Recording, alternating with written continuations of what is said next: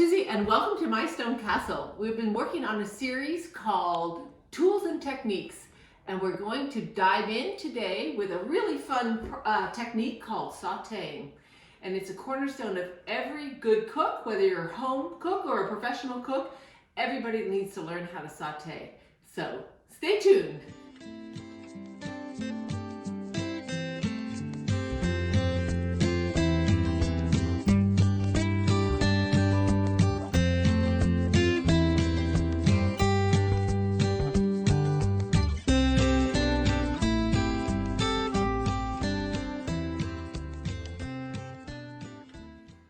So the basic premise of sautéing is to get food to brown evenly and uniformly in a hot pan. So what we always start with, and by the way, this is shrimp. You can sauté anything from scallops to chicken to veal, you name it. If it's thin, I mean, you don't want to sauté a big thick piece of steak. We're going to have a different episode where we're going to talk about pan searing, which is reserved for thicker cuts of meat. But sautéing is about moving food quickly in a sauté pan. The word sauté actually is French for the word to jump. So what we're going to do is have the food jumping in the pan and getting this nice uniform caramelization, which we'll then use to be the foundation for our sauce.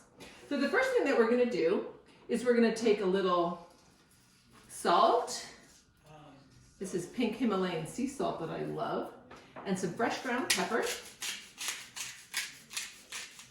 And try to get both sides.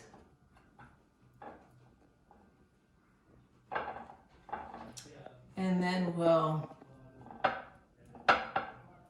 and the reason I dried it off in the beginning is that you don't want any moisture in the pan, because what the moisture does is it makes the food steam as opposed to caramelize and fry in the fat. So that's why anything that you're sautéing starts in the driest place you can get it. So then what I do, once I've seasoned it, is I take my sauté pan. This is a sauté pan. This is an all-clad one. What I love about this is it's got a slightly sloped side. It's very heavy. And I turn the heat up. And the key here is to get the food to jump in the pan needs to be hot and preheated. The other thing that's super important is that when you're thinking about what to saute in, there's lots of oils to choose from. Virgin olive oil, clarified butter, we have grapeseed oil, canola oil.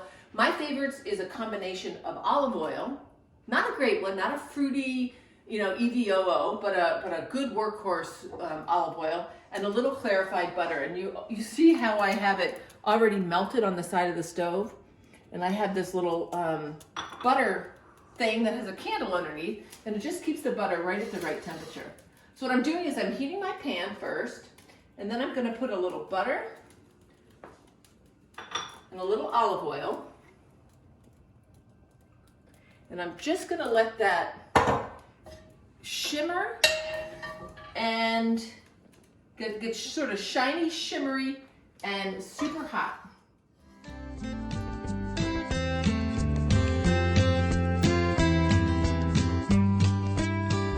Then you'll see when the food goes in this hot pan, it jumps all by itself. I'm going to give it a little boost and bounce it around a little also. All right, so that looks good. We're going to take our seasoned shrimp. Actually, I'm going to let that get a little bit hotter. You got to remember, with the food that's been in the refrigerator, and it's a good thing to keep shellfish in the refrigerator, the colder the food, the pan needs to be that much hotter. So it's always important to sort of think that through and not jump the gun, which I did on this first one.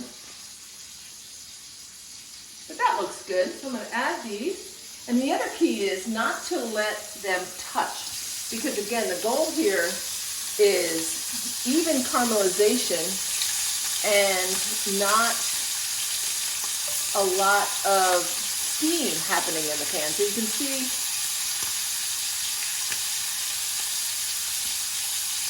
now that's a hot pan. I'm going to let them cook and move this butter around a little bit. Turn my fan on. No, I won't. And then when I think it needs a little jiggle, I'm going to give it a little bit of a jump. And that's why the shape of the pan is so important, because you don't want it to get,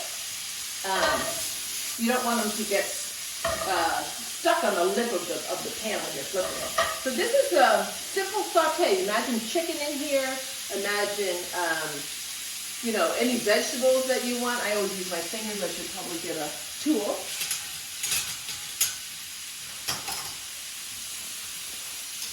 And here the shrimp is doing a great job getting a nice even caramelization. And you can't be too scared of high heat. I mean, cooking requires caramelization, and caramelization requires heat. So as you can see, we don't have a ton of fat in here, and this looks just great. So that's the saute. And when you're on,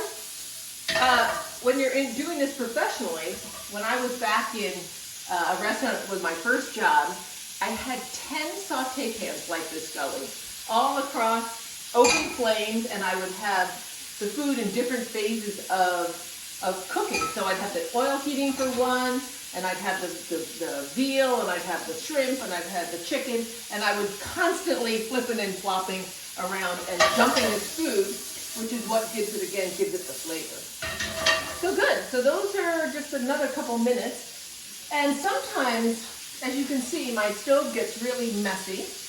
I like to keep the mess to a minimum, especially if this is just a quick dinner for two. I'll just take a little piece of tin foil and pop it over the top. The important thing to remember here is that you don't want to crimp it. You're not baking anything in here. You're simply you're simply giving it a nice caramelization, but the tin foil helps keep the fat from going all over the countertop. All right, so I'm going to give these one more toss. Jump these a little bit more. And I think at this point, they look perfect.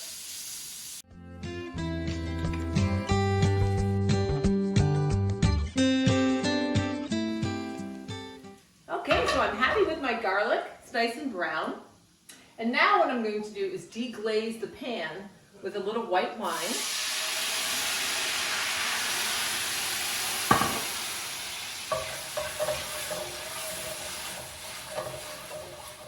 And this will be the best shrimp scampi ever. You can serve this without the pasta, which is what I'm doing now because I'm going a little keto, or toss it with some linguine, or have some crusty French bread, or just simply have the shrimp and a beautiful little salad on the side, and it's a fantastic dinner. Okay, so we've got the white wine. It's reduced by about half. This is my favorite trick for adding lemon juice. I cut the lemon in half, and I make sure that the seeds are out, and then I just put a fork in it, as they say, and I work the fork and the knife, or the fork back and forth, and there I've got a nice little lemon juice into my shrimp scampi. So I'll let that reduce a little bit. And